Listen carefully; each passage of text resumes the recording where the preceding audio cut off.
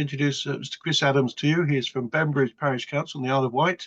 I have a trip to go to the Isle of Wight sometime soon because I've not been there for ages. I'll allow Chris to tell you more about his own background. He's going to speak to us on the very hot topic of resilience today. He's currently the chairman of the Bembridge Parish Council's Resilience Working Group. So, Chris, over to you, my friend. Thank you. Good afternoon, everybody. A bit strange for me, this. I'm used to giving presentations and various other bits and pieces, but I'm used to doing it on my feet, not actually doing it via Zoom. So forgive me if it feels a little awkward. It does for me, just a tad. So welcome to the shed in Graham's Garden here on the delightful Isle of Wight. As the previous speaker said, my name's Chris Adams. I've been asked to give a presentation by Graham on the Community Resilience Project currently evolving here in Bembridge. I am a member of Bembridge Parish Council, and there is a bit of story attached to all of this. Also, Graham tells me that these presentations normally take around 20 to 25 minutes. So if it only takes 10, I'll do it again for you. Okay, so a bit about myself. I'm a retired senior fire officer from the mainland, Brigade, Bedfordshire. Before that, I was a retained fireman in Northamptonshire back in 1978. I retired a few years ago now, and we went travelling, myself and my wife, and we finally ended up living in Bembridge some 3.5 years ago. I was at a coffee morning here in Bembridge, and I was introduced to the chair of the parish council, and she invited me to a lunch actually at a nearby pub, which is very nice. But whoever said there was no such thing as a free lunch was absolutely right on the money, because when I asked her why she wanted me to attend, she said, well, I understand that you've got a lot of experience in the fire and rescue service, and I have. I was in the service for 30-odd years.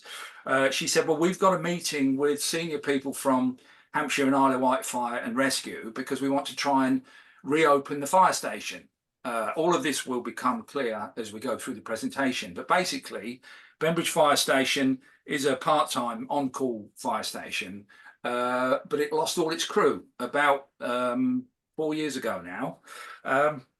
And what the community is trying to do, led by the parish council partly, is to try and get the fire station reopened, which was going to involve recruitment and various other bits and pieces. So I said to Liz, well, you know, precisely what do you want me to do? And she said, well, I know your background from one of the other councillors. We'd like you to interpret what it is that the fire service is telling us, so that we can come up with a way forward to try and help them get the fire station operational again. So off I go to the lunch. We had a very constructive meeting with some very senior people, including the chair of the Combined Fire Authority. And at the conclusion of that, it seems that I managed to talk myself out of a very comfortable retirement and back into uniform as a volunteer, and a post called a community champion. I'm not terribly keen on the name, but basically what it was or is to enable me to liaise between the fire and rescue service and Bembridge Parish Council and the community to try and get the fire station reopened. And I'd be in uniform when I attended events to try and fly the flag for the fire service and kind of look after the fire station whilst it was in the situation that it was, as being fairly dormant. So following that, the chair of the parish council said, how do you feel about joining the parish council as a councillor? Well, I'm not big on kind of promoting myself. And I said, well, as long as it doesn't involve going door to door, you know, I'm sort of quite happy to see how it goes. And she said, well, all that's involved is that we can co-opt you and you come for an interview, and then along with anybody else that's applying for the council vacancy, and then we kind of take it from there. So I did. I went along to the interview and I became a councillor. That was some 2 years ago. The first kind of role that I was given as a parish council, if you like, was to kind of look after the emergency and resilience side of things. And they'd already got an emergency plan which needed to be tweaked and evolved and revised. So given my background, I was given that as the first task, and it's really where the recruitment of the fire station and the flooding equipment that I'm going to show you, and the resilience group project. I'm calling it the Community Resilience Project because it's still in the throes of developing, and I can sort of go through the bits that are currently evolving due to recent events, but all that will become clear shortly. So this was just really the Bembridge Resilience Plan, Emergency and Resilience Plan. It started off life as just being an emergency plan, which all parish councils have to have in the event of it all falling apart. And the local authority, in this case Isle of Wight Council, would know what plans we've got in place locally to deal with kind of emergencies. But we wanted to tweak that a little more. So it became the Emergency and Resilience Plan, where our Community Resilience Project kind of was born, if you like. We set up the Bembridge Emergency and Resilience Group. I've recruited 6 volunteers, 2 ex-paramedics and 2 ex-fire service, including myself, and 2 or 3 other people that have lived in the village really for 20 odd years, who have got the contacts and the local knowledge that will be really useful in the event of some kind of emergency affecting our communities. What I also want to try and do, this would be probably the 3rd time that I've spoken to people publicly about our community resilience project, because I want to raise its profile, not just so that it gets used in the event of an emergency, but also so that community groups have access to some of the equipment, which I'll show you in a minute, for some of their events. And a good example of that is the D-Day commemorations, which are going to be taking place on June the 6th around the country. And here in Bembridge, we're going to have a lighting the beacon and a small service up at Culver Down. And the resilience group have been asked if we can assist with that. So we're going to provide lighting and a generator for the PA system, and car park marshals who will have the suitable PPE. We have got the radios and other equipment that would be useful for that particular event. So this is the way that I want to try and expand the resilience project into not just dealing with emergencies, if you like, in the community, but also to help other community groups with a particular event that they might have. So back to the fire service role, that was the first. This was the beginning of it. One of the discussions that I had with the senior people at the fire service was the fact that they'd got an old fire engine there previously that needed a crew of 6. Now, in my previous life, I was in charge of a group of fire stations very similar to Bembridge, just a small local fire station with a team of about 12 firefighters on it. And I said to them that one possibility to get the station up and running again is to maybe put a smaller vehicle there. And this is a small fires unit that you can see there. It's fully equipped. It's a Mercedes Sprinter that came across from Southsea. There was some politics around getting it moved with the trade unions and various negotiations that went on. But basically, we ended up getting it badged up as being a Bembridge vehicle, but it only needs a crew of a minimum of 2, maximum of 4, but it'll do everything a full-size fire engine will do. So we've got that. I'm qualified to be able to drive it, but we don't use it operationally, but we can use it for some of the resilience tasks, like moving some of our equipment around and bits and pieces like that. But it does get it out, and it does fly the flag for the fire and rescue service. And to demonstrate their commitment to Bembridge, the station has just had quite a lot of money spent on it, doing an external and an internal refurbishment. That's the rear view of the vehicle, which you can see it's pretty well equipped. Inside the blue piece of kit that you can see in front of you there's a crew cab there with 2 seats. There's normally 2 breathing apparatus sets behind those seats. And that blue piece of equipment is some cutting and spreading gear, which can be used in the event of a road traffic collision. Bear in mind that this vehicle, when it does go operational, will be a first response, and it will be backed up by other fire appliances from elsewhere on the island. But as a first response vehicle, it is a very, very useful piece of equipment. Moving on. So flooding. In 2021, Bembridge was quite badly flooded during some heavy rains, which obviously everybody knows about climate change now, which is beginning to make its presence felt. And for the first time for a while, Bembridge was quite badly affected by flooding, and there was a Section 19 flood investigation report undertaken, which is triggered when serious flooding events happen in a community. And so out of that, the Bembridge Parish Council felt it necessary to take some form of action. So one of the things that we did was put in a bid to SSEN, the electrical company, Scottish and Southern, for a grant to buy some equipment to be able to help ourselves in the event of another flooding event similar to the one that happened in 2021. We got a grant for about £4,500 where we were able to buy a certain amount of specialist equipment to be able to provide like a first strike response to properties that are at risk of flooding or have flooded, along with the associated PPE.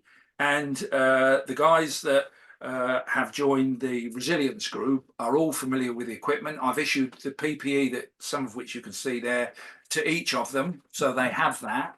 We can mobilize them by phone or by WhatsApp. Everybody in the community will know if something happens big time that we need to get involved with, and it's just a case of ringing round and gathering them. And the fire station it's now, we refer to it as a community hub because it does get used for other things, including the flood response equipment. The community first responder, a guy called Murray Clark, uses it as a base for himself, and it's also been used as a flood bank. But so the equipment is there ready to be used if we want to use it. There's some pictures there of some of the equipment that we have, including the aqua sacks, which are flat packed until you want to use them. You drop them into a pool of water or drop them into a sink, and they inflate. There's some material inside there that expands, and they make very, very useful sandbags. That's another shot of the equipment that we now have at the back of the fire station. Some CPR equipment there, the generator, some emergency packs. There's 6 of those that we purchased with the grant money, along with the flood response equipment that are in the cages. You can also see the floodlights there that we're going to be using at D-Day, which are extremely useful. They can be battery operated, or they can be operated by the generator. There's the contents of the emergency equipment. As I say, it's unlikely to get used that often. But I think in the world that we're in right now, I mean, who would have predicted a war in Europe? Who would have predicted climate change? Who would have predicted a global pandemic? And all of those things have happened within the last 3 years or so. So, you know, in my book, never say never. Now, Bembridge is a lovely community. It's at the east end of the Isle of Wight, for those of you that don't know it. One of the issues that we could have is the fact that it's only got 2 access roads. And up until about 10 days ago, we only had 1 access road because the other one had been taken up for some serious roadworks, which meant that there wasn't any emergency access at all from that route. If something had happened on the only road that we had in and out of the village, like a tree down or a road traffic collision, and that road became unusable or closed, we would have been on our own for as long as it took for that road to get cleared. And those are the kinds of things that potentially we may have had a role to play. 2-way radios as well. We've got 8 sets of these that we can use to keep in communication with each other in the event of an event that we're helping out at, or in the event of an emergency. Okay, so after that, we're under the a number of other things are happening under the resilience heading. Community Speed Watch is another initiative due to public safety. We started that about a month ago. I don't know if you know much about Community Speed Watch, but you have a group of volunteers, of which we have. We had about 8 people come forward who wanted to be part of the Community Speed Watch. We have the equipment that we've got from the Isle of Wight Council, and we go out and we have sessions at known hotspots, if you like, where we know the traffic tends to kind of speed through the village. And we rock up in the morning at peak time or in the afternoon at peak time, and we use the speed gun to record the speeds of the vehicles passing, and anyone who goes above the 30-mile-an-hour speed limit by 10% plus 2, e.g. 35 and above, gets recorded. We upload it to a database held by Hampshire and Isle of Wight Constabulary, and that generates a letter which goes out. There's no prosecutions, but it does mean that they get a serious sounding letter from the police warning them that they were caught speeding. No fines, like I say, but if they get 3 of those letters, on the 3rd one, it gets hand delivered by, certainly on the island, it would be an armed police officer, because the armed police here also do traffic. So that's not something that you want to see outside your house. That's the deterrent for all of this.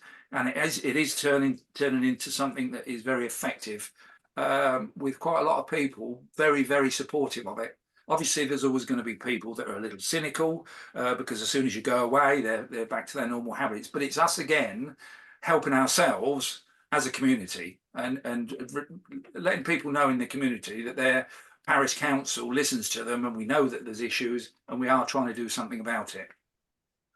What we're also doing, in partnership with a colleague of mine, who's a former paramedic in the neighbouring village, he's also the community first responder, and we are running for the community CPR and defib training courses. They last about an hour. They've been very well supported to date. The most recent one was for the Men in Sheds group in the village, where 15 or 16 of them with their partners came to the village hall, where we ran a defib and CPR training course. Now, we have these, as you probably do in your communities, dotted around at key locations around the village, but they're pretty pointless unless people have the confidence to use them.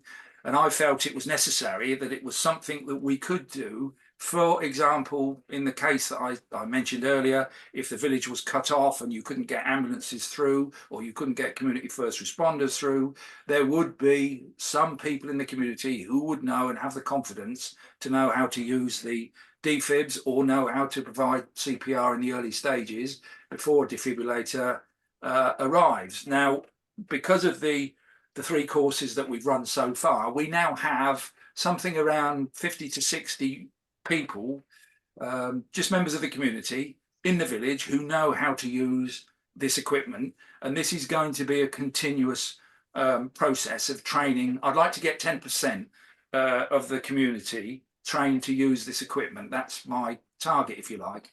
Now, we have something around 3,800 people in the village. So I'm going to try and get 10% of those trained up to use the defibs. They're always very well supported, and we try and run 2 a year. This was an example of the one that we've just run in the village hall. The guy on the left is Murray Clark, the former paramedic, who is the community first responder. He's also a member of our resilience group. And that's yours truly on the right there. And there are some very attentive Men in Sheds and their partners. And this one we ran just a week ago. So that's about the end of my presentation. There is one extra slide that isn't on here that I was going to put on, and that is to do with incidents involving people trapped in sinking mud, which we've had 3 just over the last Easter weekend, where, as usual, because it's down on the beach, and if you don't live in a coastal location, you're probably not that familiar with it, but the beach is a bit of a no man's land. And when things happen on the beach, the Coast Guard are responsible for some of it. The RNI will do things if it's on the water. The fire service will always help, but nobody wants to take responsibility when it comes to signage. So we've stepped up and we've approached the landowners locally on the 2 beaches where we know there's a problem. And we've asked for their permission to erect warning signs, which we've now in the process of doing. As I say, we're not, as a parish council, responsible for doing that, but we felt, really, again, it's under the resilience banner, and it's about community resilience, it's about public safety, that somebody needed to do something. So we've stepped up, and the resilience group will be going out. One of the group have got a 4x4 vehicle. Once we've got the signs, we'll be taking them out, and we will be identifying where these hazardous areas are. Some of it's been exacerbated recently, really, because of landslips and the fact that the coast path, certainly around Bembridge, is not usable at the moment because of some subsidence. So people are taking shortcuts around the beach, and that's what happened over the Easter weekend when 3 members of the public got trapped in the mud on 2 separate incidents, and they were trapped up to their waist. There was no phone signal. Had the tide come all the way in and it had been a high tide, it could have ended in a tragedy. In addition to that, those type of incidents do draw in an awful lot of emergency resources. For instance, those 2 incidents both generated. They required the assistance of 3 fire engines, 2 lifeboats, helicopter, and 2 Coast Guard teams, because they are very resource intensive, and the work is very, very tiring trying to get across to these people when they're trapped in mud without getting trapped yourself. And you may have seen it on television. Once you've rescued the people, all your kit needs to be cleaned before it's serviceable again. But there we are. We're in the process of dealing with the signage there, and that's part of the reason why I say that the community resilience project is kind of evolving, because we don't know what issues are going to arise in the future, which might mean that we will have an involvement. But there it is. There's an example of how parish councils can help themselves and other peoples in the event of a major emergency or a minor emergency, or just some other local event that we can provide some expertise or some equipment to help. So on that point, do you have any questions? Thank you very much, Chris. That's amazing. And I've been following it very closely all the way through. I'm very happy to be in the chair for the questions. Lisa, you've got your hand up. Lisa, you've got the first question to Chris. Oh, thank you. I might have missed the first couple of minutes of your presentation. Have you had any interaction with your county level council?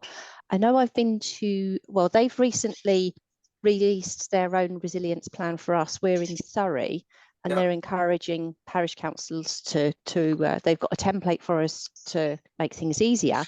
But what I was most shocked with when I went to the grand reveal of their resilience plan is that they said that they've been instructed to prepare for a 2-degree centigrade rise and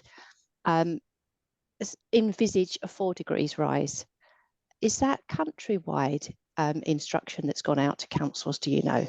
I don't know, to be fair. I'm in touch with a guy called Ian Laurie, who was the county emergency planning officer, and the council, like all councils, do have copies of our emergency plans, just so that they know what resources and what assistance is available locally should they need to.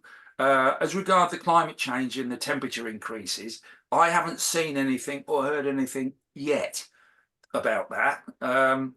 I would imagine that if one local authority is sending out that kind of information, that they probably all are, or are all going to, and I'm assuming as well that would be generated from the centre. Again, I'm only guessing because we haven't had that kind of information given to us to date. Yeah, that's sort of the angle that I gathered.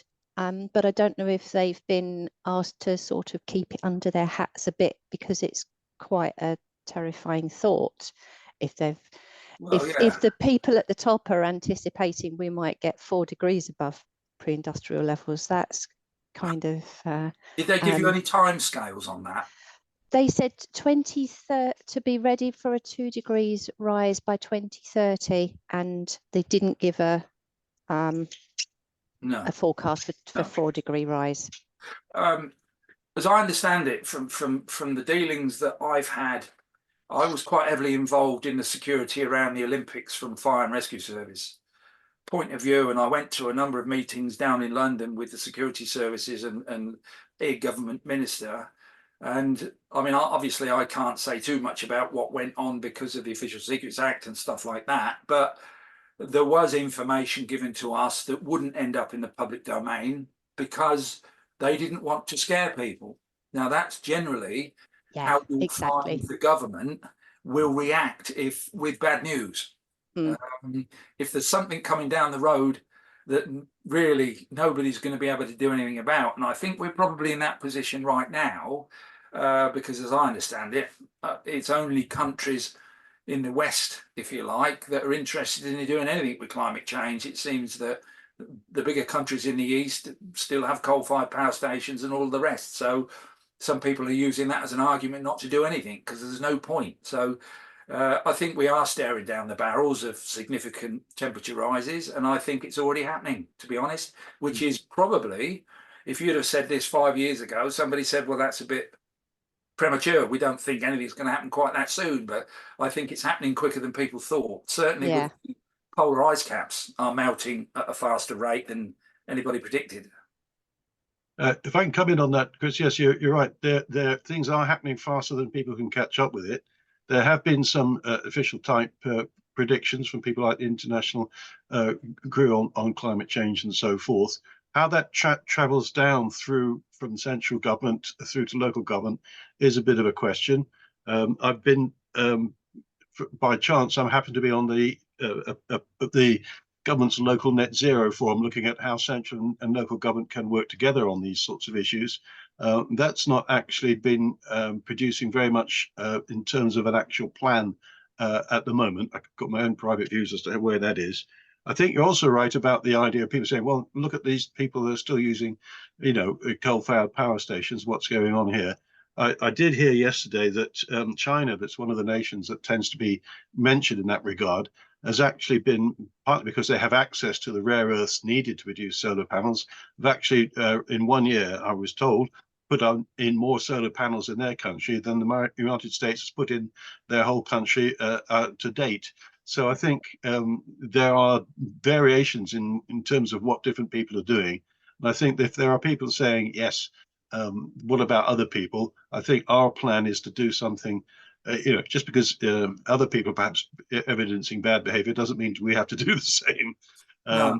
I do get the impression from both sides of Parliament, with the Labour Party and the Tories, that they seem to be going a bit cool on the idea of the net zero targets and bits and pieces like that, because haven't the Labour Party recently announced that they've abandoned some kind of major investment in something? I think the government of the day, whoever they are, really are going to struggle to find the money and the justification for a lot of this. They seem to be backing away from it now, probably for financial reasons, I think there are issues around finance. Certainly, some of these things can't be paid for out of the central funds.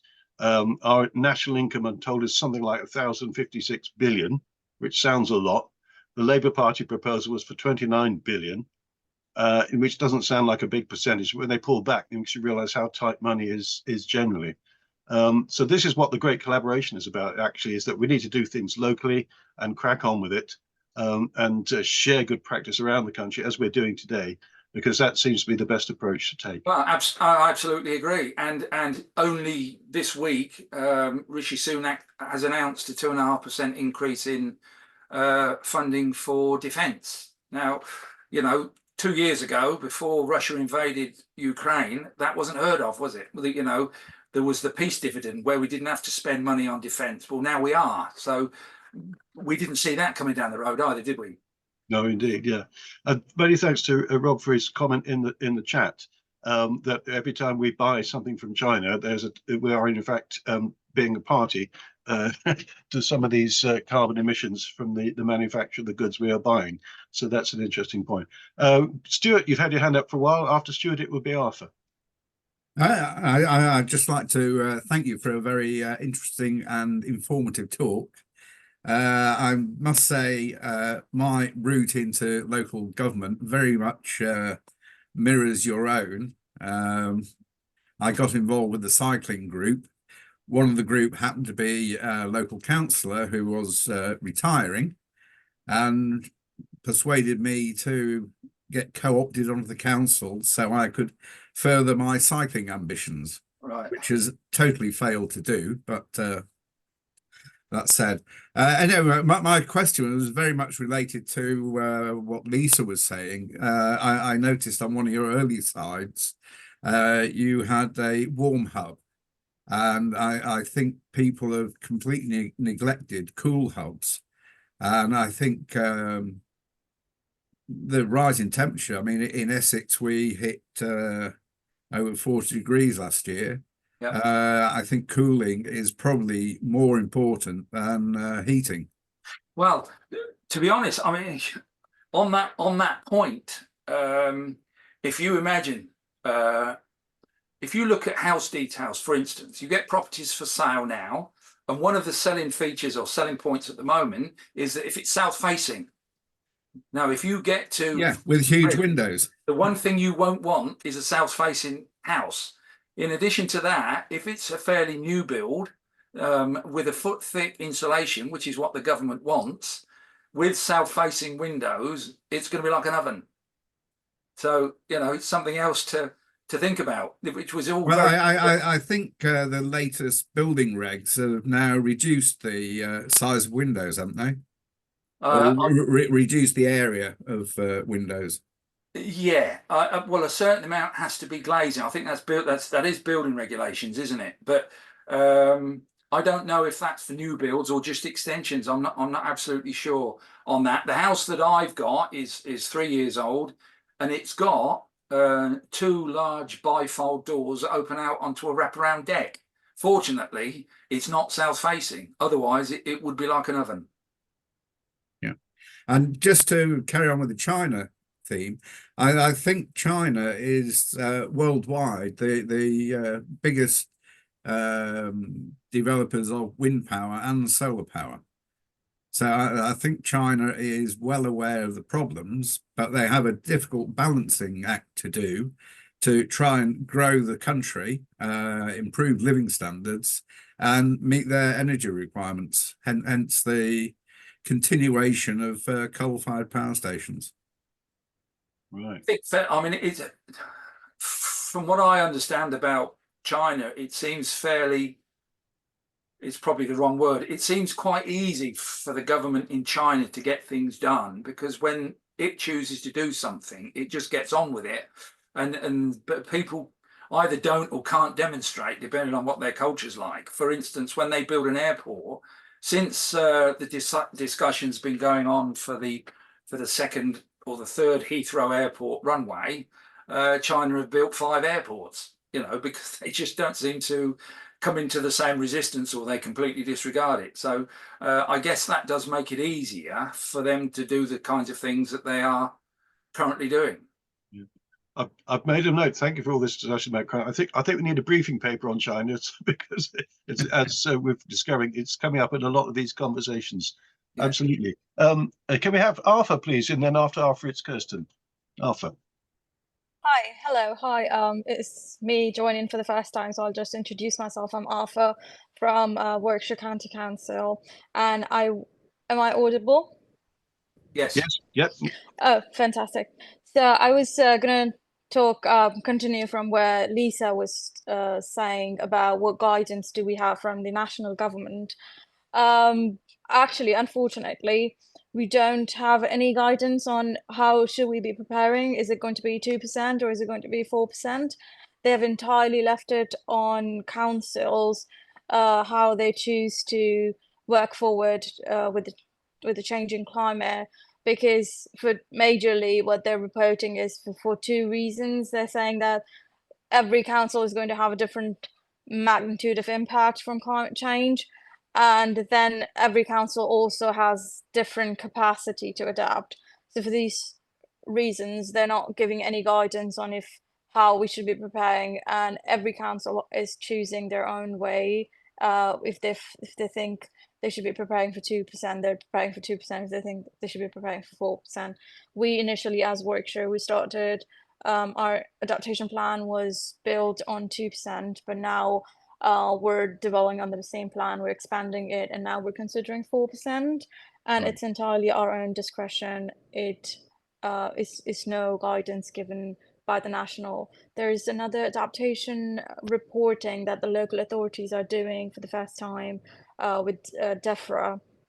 And even on that reporting, we're not instructed if we have to, what scenario or conditions do we have to consider for our reporting or our adaptation or resilience measures. Thanks So very it's much, kind Arthur. of, yeah. That's great to have that, straight from the front line there. That's great. I mean, what you've just said just very much bears out my appreciation from the National Net Zero Forum, which is run by the Department of Energy. DEFRA seem to be getting much more. DEFRA, of course, have got 2/3 of the issue. They've got adaptation and they've got nature recovery as well. So there we go. Don't get me started on the Department of Energy. Thanks very much, Arthur, and we're very welcome. Kirsten, you have a question. After Kirsten, it's Tristram. Hi, I thought I'd better make myself visible. Thank you for an interesting talk. My question referred to the mentioning of the fire station as becoming somewhat of a community hub in regard to flooding in particular, which is something that affects our parish. We have a river that runs through the middle of the village, which you can understand with the rainfall we've had lately is often an issue, and more frequently an issue. The parish has Village Hall, which is on higher ground, which there is some talk of sort of pointing people towards in terms of somewhere to go, a focal point for the village if disaster strikes or there is something going on.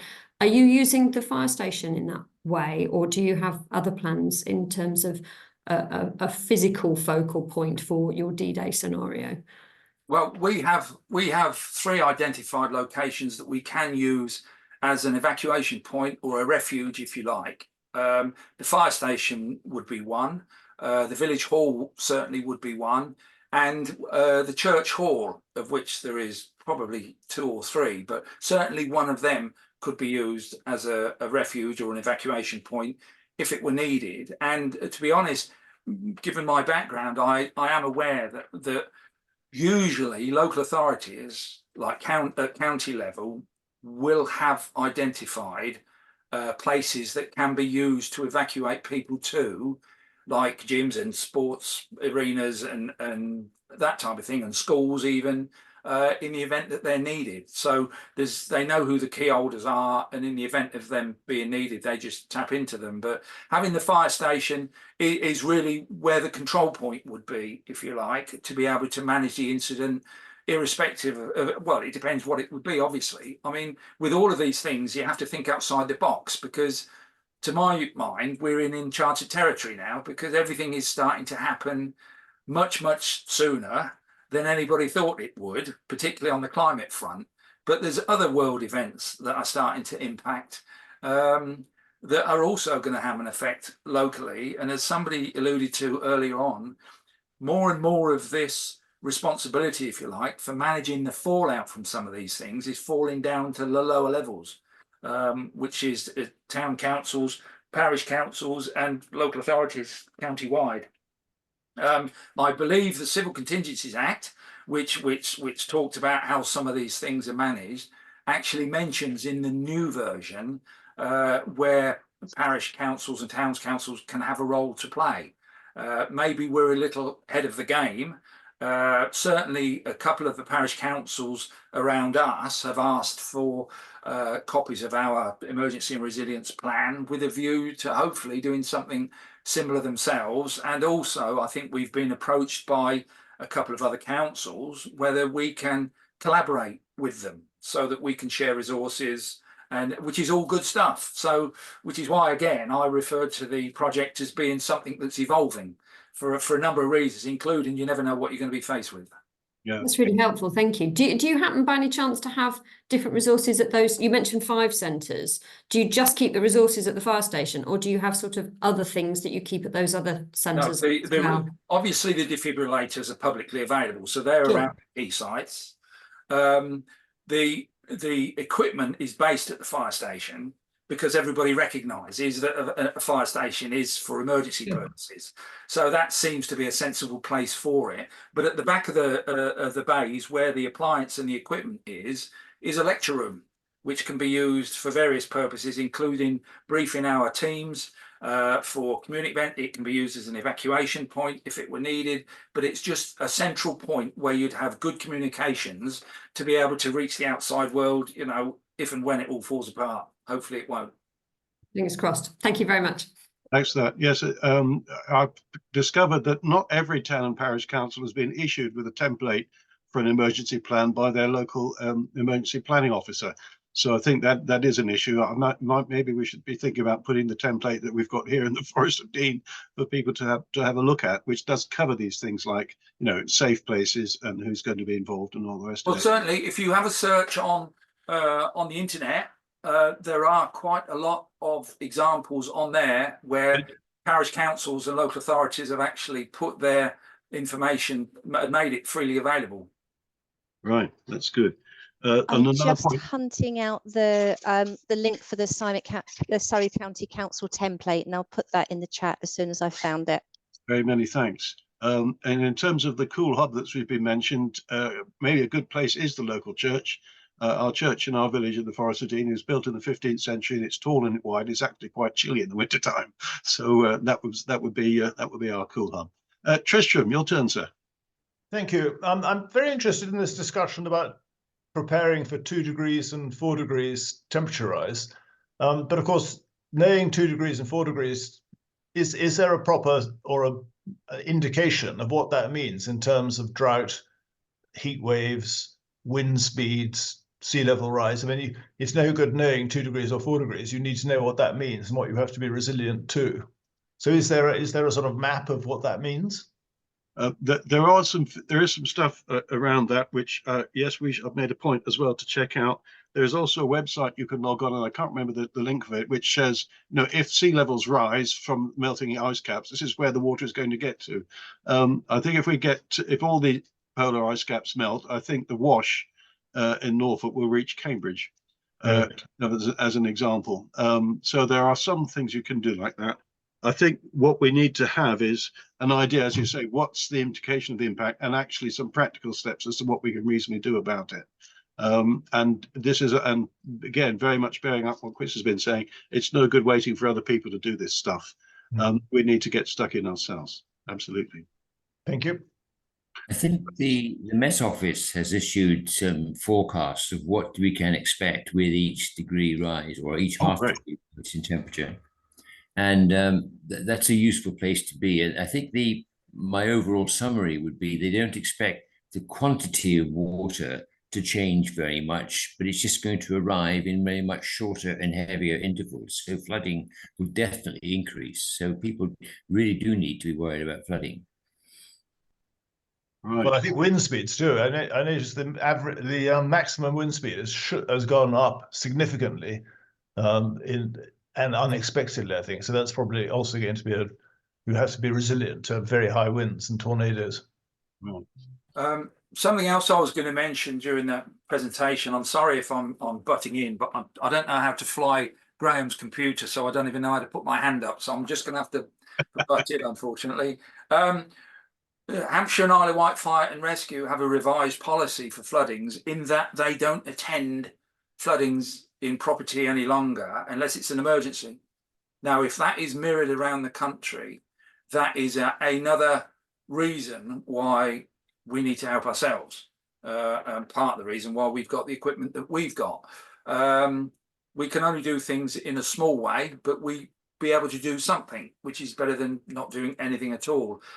When I was in the fire and rescue service some years ago, we would attend flooding incidents. There were many occasions when we had spate conditions, when we had storms, and we did turn up where people phoned in and said their house is flooded, can we help? And we would help as much as we could. It appears that policy may have changed, which again, like I say, is another reason why we need to think about helping ourselves if we're going to start going down the community resilience road. Right, very good. Thank you very much for that. There's lots more food for thought there. It's just only 1:45. I thought in terms of resilience and longer term resilience, I wonder if I might introduce another layer of discussion, which is about water and food supplies. You mentioned, Chris, that there was an occasion when Bembridge might have been entirely cut off by road for an unknown set of time. I'm not suggesting that we all should have piles of water and food stuck away in different places against those kinds of occasions, but there are a lot of places where things are having, for example, a community fridge, which is a way of people, if they've got food they can't use or eat, rather than just throwing it away, they can make it available to other people who would perhaps be glad of it. And so that there are things like that, which is also part of resilience. I think the big thing about all of this is getting people used to working together to a common aim. And I think if we can do more of that around the nation, I think we'll be doing a great deal, because there's been a lot of expectation that other people will help out and do stuff, or we can simply buy our way out of this. But I think getting together to be joining up about this would be worthwhile. And I don't know, I'm not going to put you on the spot about this, Chris, about community fridges in Bembridge, but I don't know if talking about food and water is something that people want to expand the conversation to. Well, we've got a food bank that's based at the fire Right. station, and St Helens do have a community fridge, which is our neighbouring community. We also have two smallish supermarkets and quite a lively high street where there is a fishmongers and vegetable shop and various other places, and there's allotments and bits and pieces like that. So I guess it wouldn't be very difficult if Bembridge itself got cut off, that we could provide, probably led by the Bembridge Parish Council, and certainly the resilience group would have an involvement in that, in obtaining whatever resources were available at those locations in the event of something like that happening. So we do have it. There's no formal plans in place to access that, but everybody knows everybody, and it's a very kind of together place, if you like. So people are more likely to help each other here than possibly in the bigger towns and cities. Right. Well, that's a very good point. And I don't think that kind of issue is currently on the sort of emergency plan templates that I've seen. But maybe something that needs to come forward. I did a locum once as a town clerk in a place of 10,000 people, and it was an unusual town in that in the high street they didn't have either a butcher or a greengrocer. And there were two big supermarkets in town providing those services, one of which has since closed, but another one's opened. And so that's unusual for a place of that size not to have, your friendly local butcher or whatever. I don't know the history of it and why that's the case, but of course what we all know is that every place is different. Every town and village is going to be different. So we need to help people, I think, to look at their places afresh and think about. It's about planning in a good way as well, because there are good things we can plan for. We can plan for community events. We can plan people more joining up and doing things together. It's not all doom and gloom, is it? But there are things that we can do on a positive sense. And I think one of the most important things that I think in all of this, because you never know quite what to expect, right, is that as long as you've got a group of people who will come forward and provide leadership. So where everybody sits around looking at each other thinking, what are we going to do? There's a group of people that actually expect to take a lead role in trying to organise something. Brilliant. No, that's right. And that's certainly part of the template that I've seen here, that there is, if you like, a group of people in that nature. And I think we're singing off the same hymn sheet there, Chris, and absolutely 100% with you on that. Great. We've plenty a bit more time left. Has anybody else got any points they want to raise or discussions they want to start?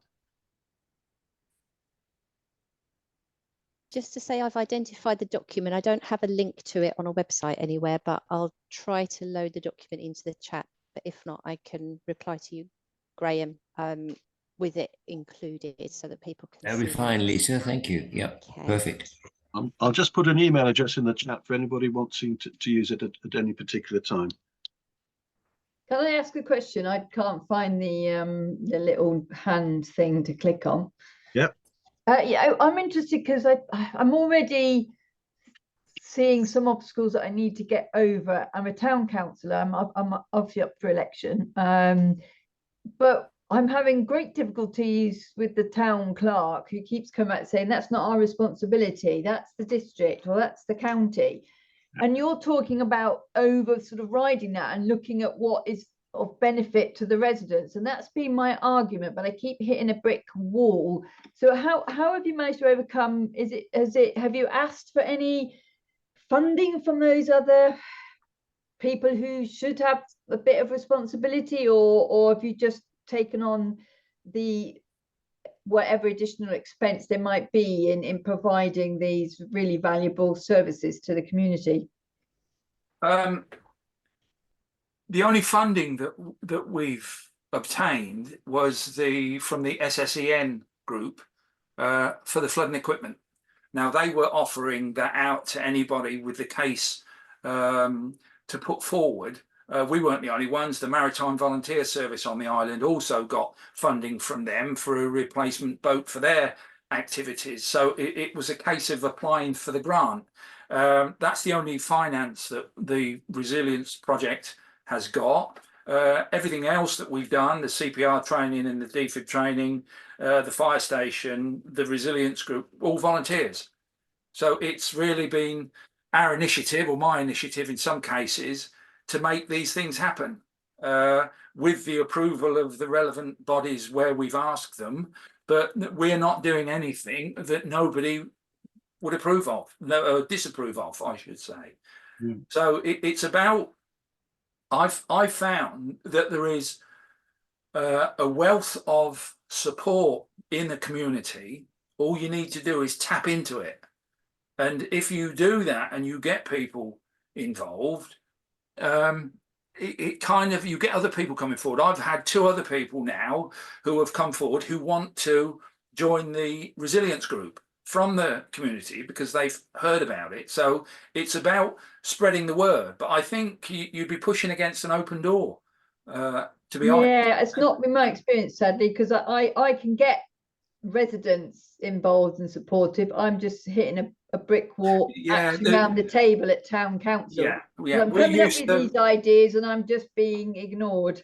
Yeah, we used to, Wendy, we used to have a clerk who was a stickler for the book. Not that I'm criticising anything they did, but I guess, like, you know, in general life, you get people that will only do things if they're required to do them, whereas you get other people who are willing to give up their time voluntarily.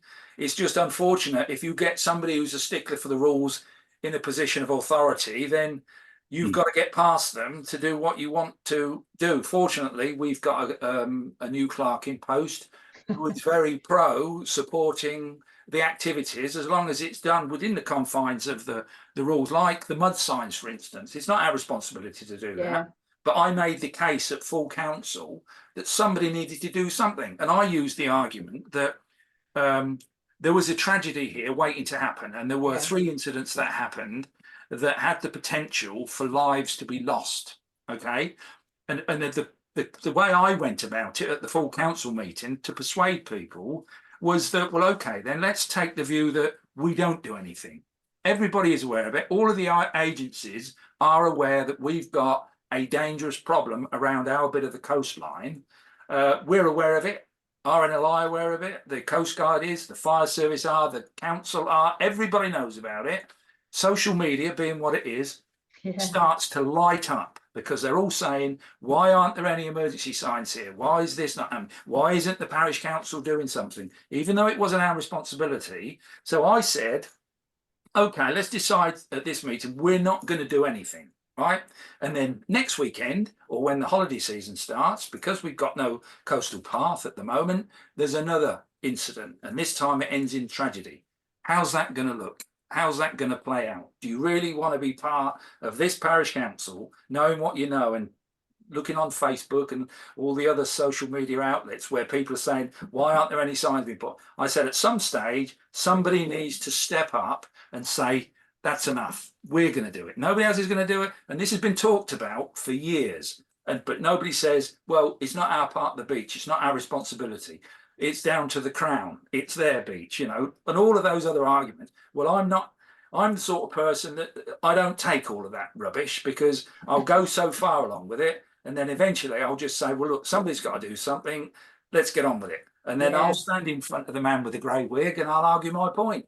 And that there's no way, in my opinion, that any court in the world is going to prosecute a parish council for putting warning signs up for the public good and to try and prevent, you know, a tragedy from occurring just because it wasn't our land. But that's just me, and I apologise if I'm getting quite passionate about it, but I do get quite passionate about some of these things. No, I'm with you, but on that. But yeah, no, thank you for that. No, I'm anyway. Let's see what happens on the 2nd of I May. sympathise with you, Wendy, if you're hitting a brick wall with that. You know, my version of hitting a brick wall is that I tend to go over it or around it. But maybe I'm there. I'm climbing.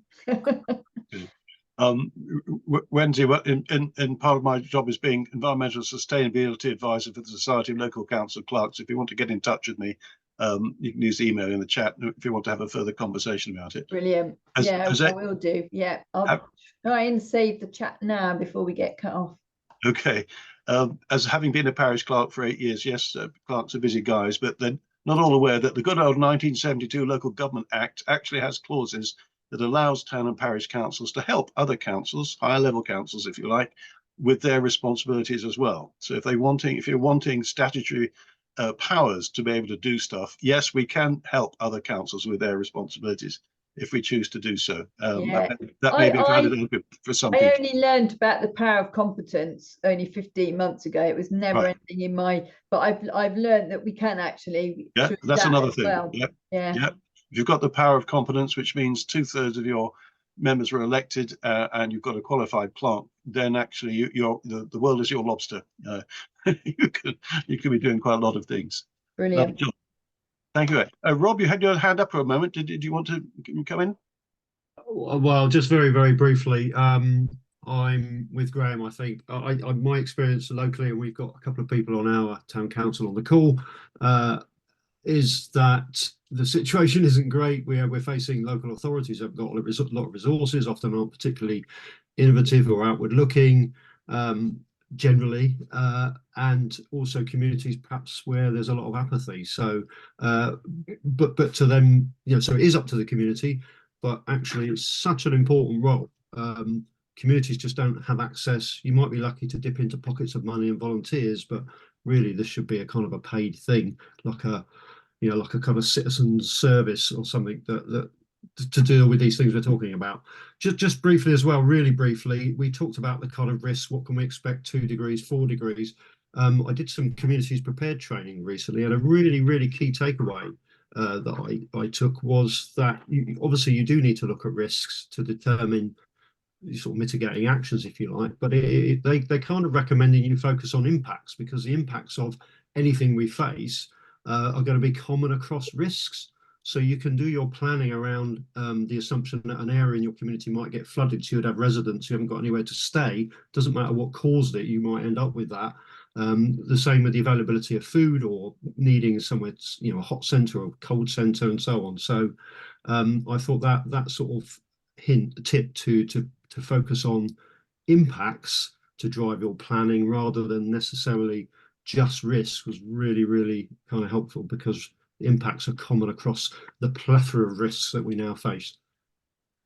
Thanks, Rob. That's very, very, very clear. And I will be delighted if this is something that can be cascaded down to every parish and town council area this summer.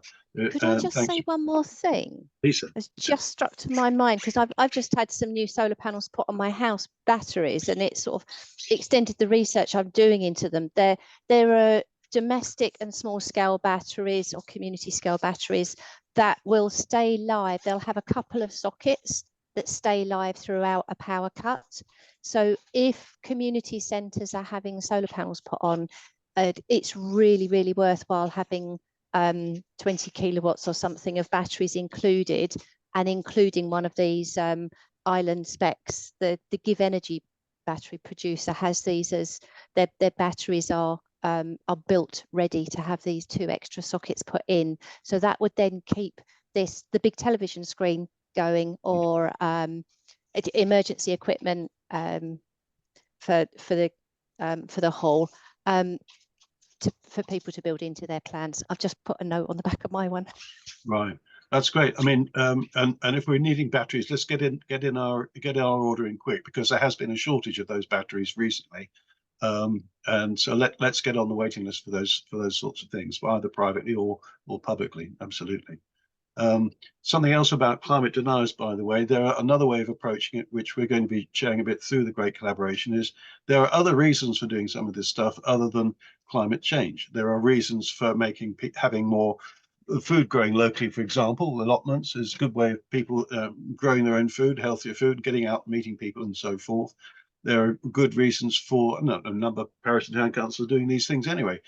Clearing rights of way, because that helps people get about. It also, in fact, has a knock-on impact on climate, because of less use of cars and so forth. So there's a whole series of things we can say about, and the posh word is co-benefits. If we have people who say, oh, climate change is all a con, there are actually other reasons for doing some of this stuff.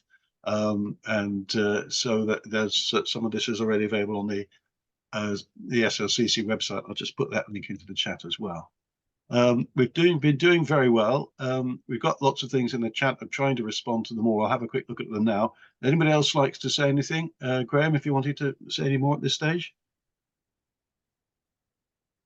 I was rather admiring the job that you were all doing without me, Andrew. So I feel quiet and subdued and free from comment.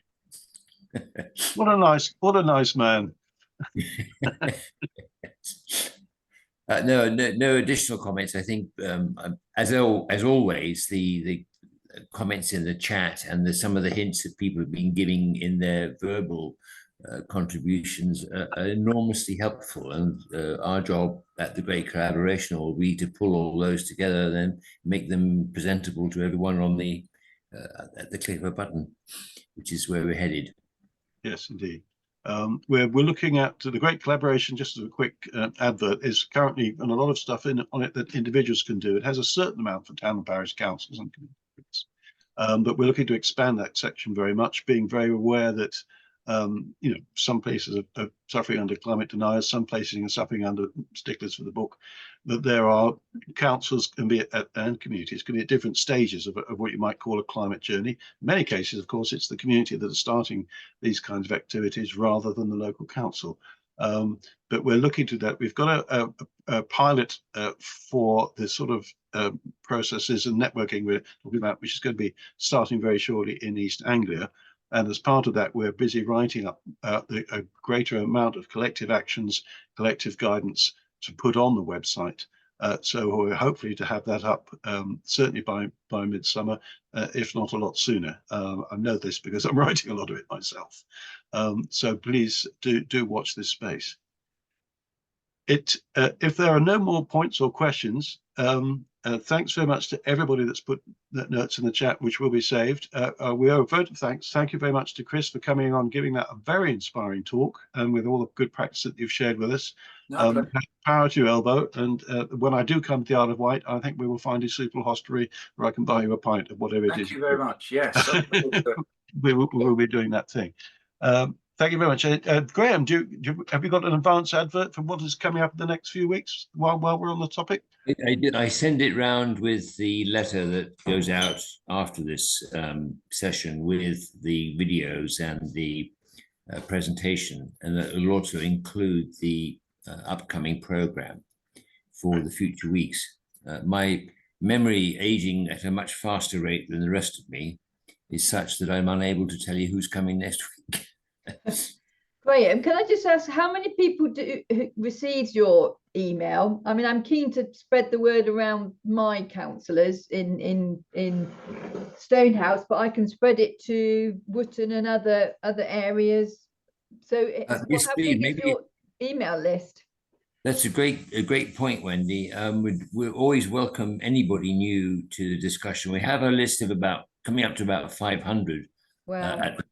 But I'm very happy for that to go several times as large, and because obviously not all of them show up at any one time. But yes, please do feel free to spread the word to anybody that you think these sessions might be useful to. I found I think it's 3 possibly 4 have attended now, and I find them very useful. So yeah, thanks. Well, I'd like to give a sort of kudos, if you will, to Jackie Lawrence, because most of the people I see coming in new have all said, I've been told by Jackie Lawrence I have to attend these sessions. So she's obviously doing a great job. Powerful recruitment. Brilliant. So again, Chris, thank you so much for stepping in at short notice, and it was a big time, and I look forward to seeing you again in the future. That's a pleasure. I think that's all. Andrew, thank you very much for stepping in at short notice. Okay, take care, everybody, and we'll say goodbye and see you next time. And you will get a copy of today's presentation and the chat and the video itself. Take care. Bye-bye.